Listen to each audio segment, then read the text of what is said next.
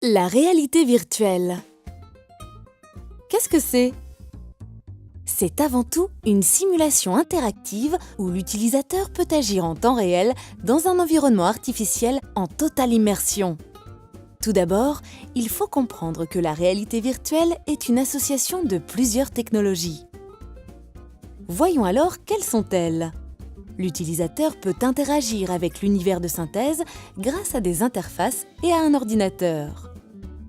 Les interfaces sont des périphériques. Tout le monde connaît la souris, mais depuis, bien d'autres dispositifs ont vu le jour. Elles peuvent dorénavant favoriser les interactions comme le font les interfaces motrices, telles que les gants, les manettes, les capteurs.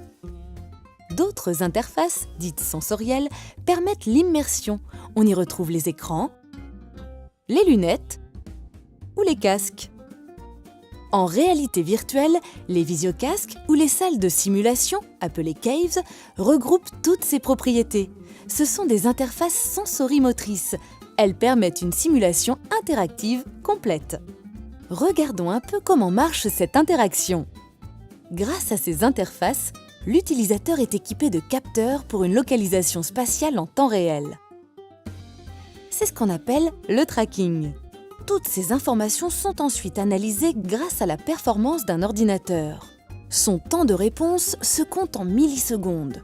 L'utilisateur peut alors interagir en direct avec l'environnement virtuel de la machine et inversement. Et nous, dans tout ça, comment peut-on voir en relief? Ces outils d'immersion se fondent directement sur l'un des principes de la vue humaine, la vision stéréoscopique. Grâce à un visiocasque, chaque œil a son propre écran. Éloignées de 65 mm, comme le sont nos yeux, les deux images sont ensuite traitées par le cerveau pour ne former qu'une seule perception visuelle en relief, cette fameuse 3D.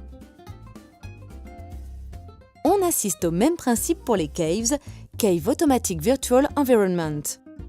Ces salles immersives sont composées de plusieurs écrans sur lesquels sont projetés un environnement virtuel. L'utilisateur est équipé de capteurs et de lunettes, il peut ainsi se déplacer et interagir avec cet univers.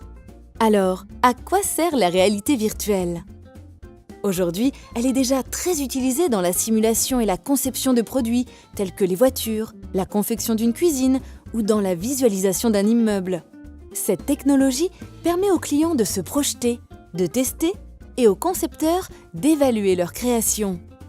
La réalité virtuelle permet d'envisager tous les scénarios et de tester des hypothèses pour décider en temps réel.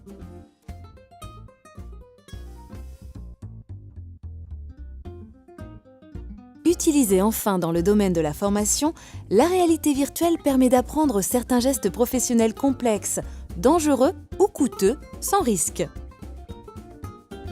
La réalité virtuelle est une porte pour découvrir et explorer des univers inaccessibles.